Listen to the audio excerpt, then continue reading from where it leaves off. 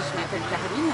Je connais Djerba depuis à peu près 3 ans et demi. Je suis venue en vacances pour la première fois au Club Med. Et après, on a loué une maison parce que le club, tu vois rien. Et on est tombé amoureux de Djerba. Son calme, la beauté des paysages, les gens qui sont adorables. Et après, je suis venue cet été, je suis installée à Djerba depuis le mois de mai parce que je suis venue pour travailler avec Jean-Michel Jarre. J'ai vendu Jean-Michel Jarre à la Tunisie, j'ai négocié et enfin on a réussi à faire le rêve de Jean-Michel, être à Carthage. Et j'espère pouvoir maintenant continuer à faire d'autres expériences culturelles. La première fois j'étais au club, j'étais étonnée parce que je pense la plage du club s'est dégalée, c'est pas top. Mais le soleil était vraiment... On était en décembre quand on est venu. Donc il faisait super beau par rapport à la chance. Mais quand même, on s'est promené un peu dans le dune et j'ai trouvé les gens super accueillants, super gentils. C'était vraiment agréable. Et après, on est revenu vraiment plusieurs fois.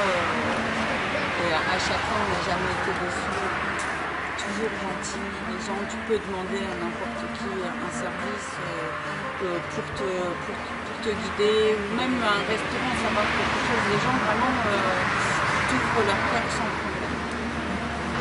Hassen, je l'ai connu la première fois quand on est venu au mois de décembre parce que mon fils faisait du kite avec lui.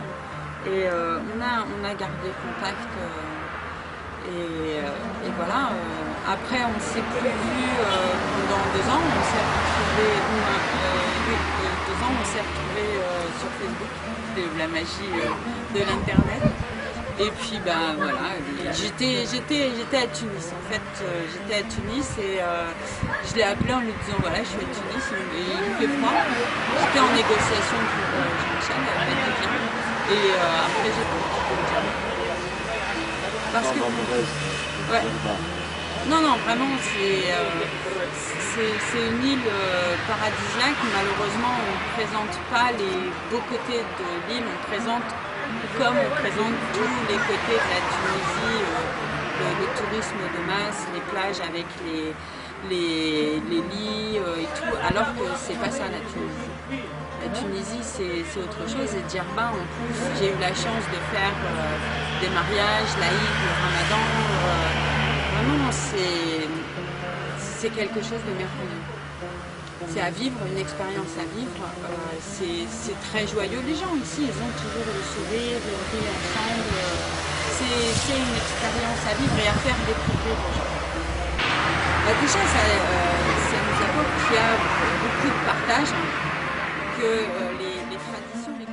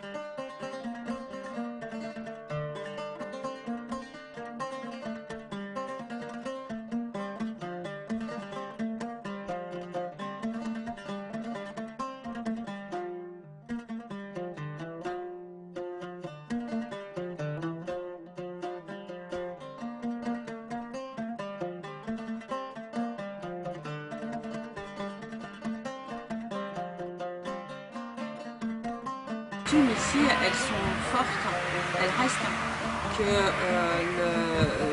les gens sont tous super contents de se voir, qu'il y il y a peut-être, moi, peut-être avec mon œil européen, il y a certaines traditions que je peux trouver lourdes, mais vous êtes, vous continuez.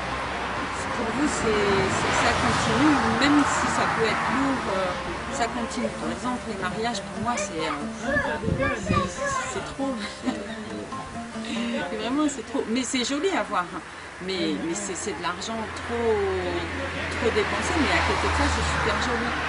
Le ramadan, moi, je ne l'ai pas pratiqué, mais je l'ai fait avec toute la famille. Et c'est super agréable de voir que le soir, en fait, on se retrouve tous, on mange, on rit. C'est vraiment super agréable, tout ça. Et en plus, la vie en Tunisie pendant le ramadan, c'est totalement différent que les autres mois de l'année. Et mais bon, ce que j'ai préféré, c'est l'Aïd el-Fitr. Non, pas longtemps. Mais tu regardes pas, en fait. C'est quelque chose de culturel, mais c'est encore quelque chose de famille. Avec les voisins, avec tout le monde, ça reste en famille, ça reste festif, c'est toujours super agréable. Après, tu apprends aussi à préparer la viande séchée, des choses que je ne savais pas. Tu apprends des nouvelles recettes, des choses vraiment jamais tu t'imagines. Parce qu'en plus, c'est comme les traditions restent, la tradition de ne pas perdre la nourriture, donc la viande séchée, s'il n'y avait pas les congélateurs avant, par cette tradition-là, on garde tout.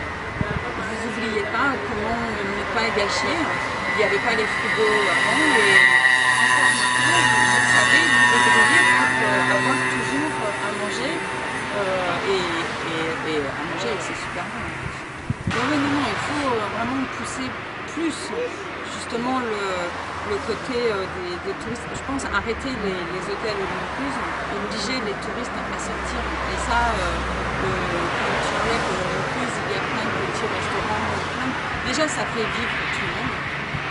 Ça permet aux gens de vraiment être baignés dans la culture. Parce que dans ton hôtel, en fait, tu connais rien. Et si tu sors un peu, tu découvres les gens et tu t'aperçois qu'il y a vraiment 1000 et 1000 choses à découvrir ici qui sont autres que le quad, la balade à cheval, les plages. Il y a plein d'autres choses sur Djerba et pourtant c'est petit.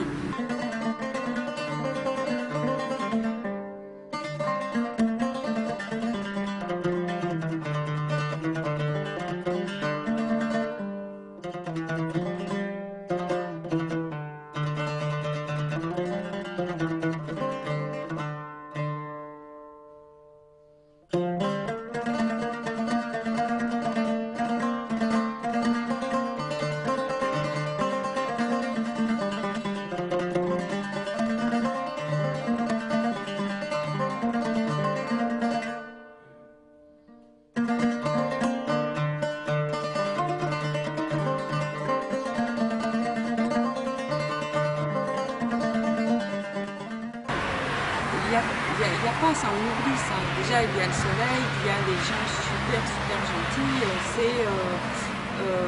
C'est reposant. C'est cette idée de montrer aux gens vraiment votre culture profonde. La culture de la Tunisie et de Djerba, c'est pas les touristes, les hôtels et les restaurants, c'est pas ça.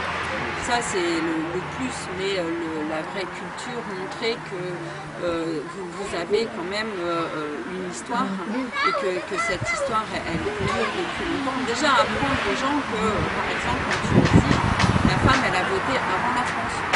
Et ne pas arrêter les clichés où, dans un pays musulman, tout est fermé, tout est cadré. C'est pas vrai.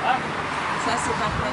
Il faut ouvrir aux gens, leur donner l'envie de découvrir toutes les richesses que vous avez culinaires, donc les richesses par les recettes, parce que par exemple nous les recettes qu'on nous présente comme étant de chez vous en Europe, elles sont adaptées pour nous, c'est pas les vraies. Tu découvres en vivant avec vous, on découvre plein de choses différentes. Il faut développer par exemple, tu vois, les choses que j'ai appris aussi ici, c'est quand j'ai fait le mariage. On a l'impression, parce qu'il y a les femmes d'un côté, les hommes de l'autre, nous, on est habitué à être mélangé. Et on a l'impression que ça va pas être drôle. Et en fait, les femmes, quand elles sont ensemble, qu'elles préparent à manger pendant 3 jours, à manger ou l'été, elles font ensemble, elles chantent, c'est super vivant. C'est vraiment... moi j'ai eu cette chance de faire ça et c'est vraiment super, cette entraide où toutes les femmes, même les hommes, bon, les hommes ont leur part de tâches autres que les femmes, mais elles ont, il y a, c'est plein d'humour, des super belles chansons, il y a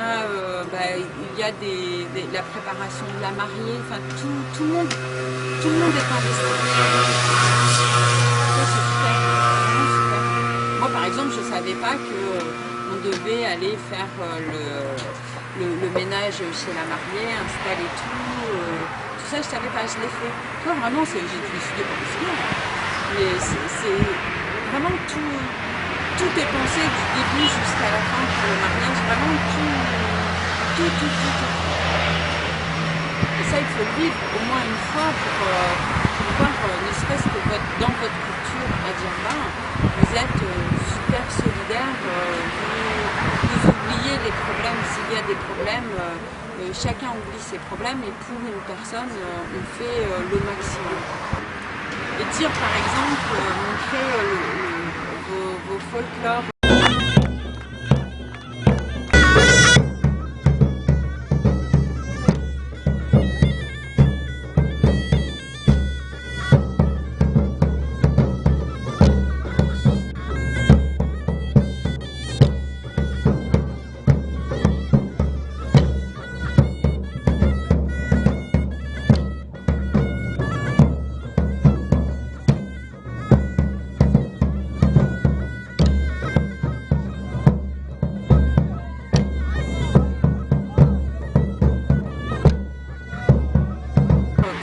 Les mariages avec les fanfares, les chevaux, tout ça, c'est typiquement berbère, c'est super. Il faut montrer ça. Il faut essayer, je sais pas, peut-être monter un spectacle, je sais pas, mais montrer ça. J'ai rencontré une dame de Djerba quand on a fait Jean-Michel à Tunis. Il m'a dit que son rêve était de monter un spectacle avec tous les chants des femmes pendant les mariages, pendant qu'elles font des préparations et tout. Je me dis c'est une super idée. Avec les habits traditionnels, typiquement djerbiens aussi, qui sont complètement différents des autres. Et montrer tout ça. Déjà, c'est montrer aux gens vraiment votre culture profonde et apprendre aux gens que, bah oui, effectivement, il n'y a pas que la plage et le soleil. Il y a d'autres choses, ni le couscous, il y a plein d'autres choses.